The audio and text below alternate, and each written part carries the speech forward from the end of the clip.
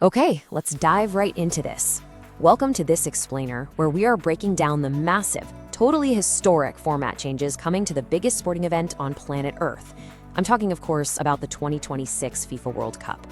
Now, if you think you know how the World Cup works, well, buckle up, because the rulebook, it's been completely rewritten.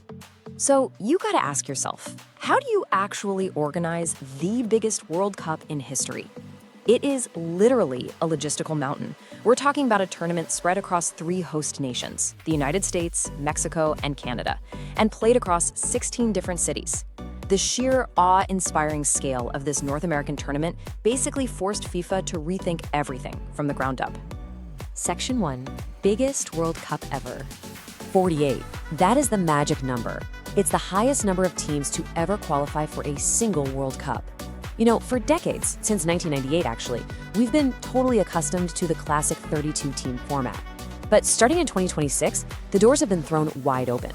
We're gonna see the traditional powerhouses fighting it out right alongside nations making their absolute debut, which creates a much wider and, honestly, way more unpredictable tournament. And the direct consequence of adding all those extra teams? 104 total matches. That's a grueling 39 days of non-stop football. Just to put that into perspective for a second, the previous tournaments in 2014, 2018, and 2022, they had just 64 matches. So we're getting an extra 40 games. It's an absolute marathon for the fans, the organizers, and obviously, most importantly, the players. When you look at the numbers side by side, the jump in scale is just incredible. Teams increase from 32 to 48. The groups jump from 8 to a staggering 12. Total matches vault from 64 up to 104. But the absolute crucial point for any nation dreaming of actually lifting that trophy is right at the bottom there. The games required to win the title increases from 7 to 8. That means you need more stamina, more squad depth, and significantly more strategy to be crowned champion.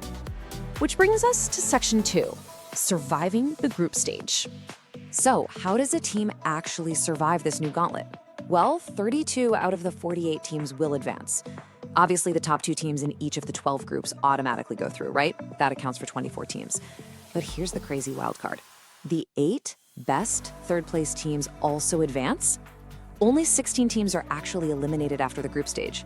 This means a team could potentially scrape by with just a few draws or maybe a single lucky win and still find themselves fully alive in the knockouts. And because a massive 32 teams are advancing, we get this huge historic update. Winning the World Cup now requires surviving an entirely new knockout phase, the first ever round of 32. So basically, as soon as the group stage ends, 2/3 of the field enters an immediate sudden death scenario. It adds a whole new layer of physical and mental exhaustion for these squads. All right, moving on to Section 3, the new tiebreaker rules. Now, under the old 2022 philosophy, overall goal difference was the very first tiebreaker. That meant convincing wins against weaker teams were absolutely paramount.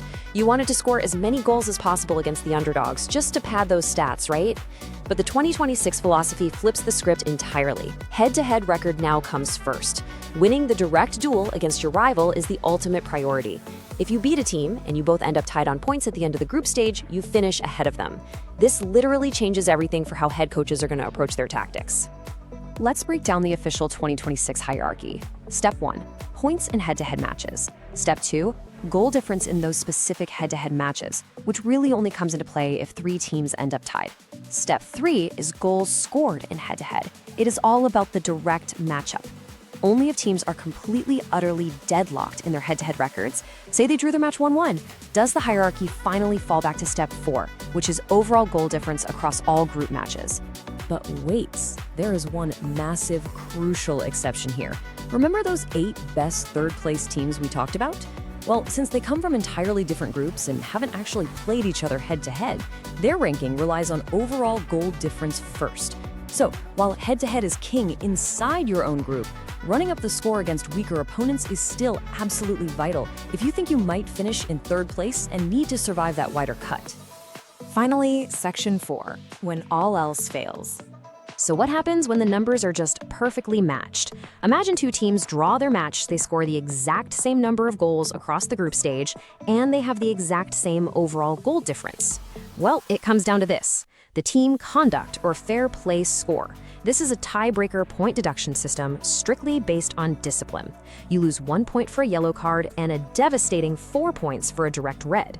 So a single reckless tackle or a frustrated player picking up an unnecessary yellow card for arguing with the ref in the 90th minute could literally eliminate their country from the World Cup. And hey, it's happened before. Look at Senegal back in 2018 when Japan advanced solely on a better disciplinary record. But I just have to ask, what if everything is still equal? Points, goals, head-to-head records, and, miraculously, even the exact number of yellow and red cards are perfectly identical between two teams. I mean, it is mathematically possible. How on earth does FIFA resolve a perfect, undeniable tie? They rely on this, the drawing of lots, the ultimate historic fallback. If teams are perfectly tied, a name is quite literally picked from a hat to decide their fate. And no, this isn't just some crazy myth. It actually happened in the 1990 World Cup between the Republic of Ireland and the Netherlands. Just imagine being a head coach who perfectly executes a tactical game plan, managing your squad through the biggest tournament in history, only to see your nation's destiny decided by pure, unadulterated chance. I mean, it's just the ultimate chaos. So as we prepare for this unprecedented 48-team marathon, I'll leave you with this final thought to ponder. Will a tactical masterclass, a single unnecessary yellow card, or a random draw out of a hat decide our next world champion? The 2026 tournament promises more football, more strategy, and more agonizing tiebreakers than ever before. Thank you so much for joining me for this explainer. I absolutely cannot wait to see how the drama unfolds on the pitch. Keep learning, and I'll catch you next time.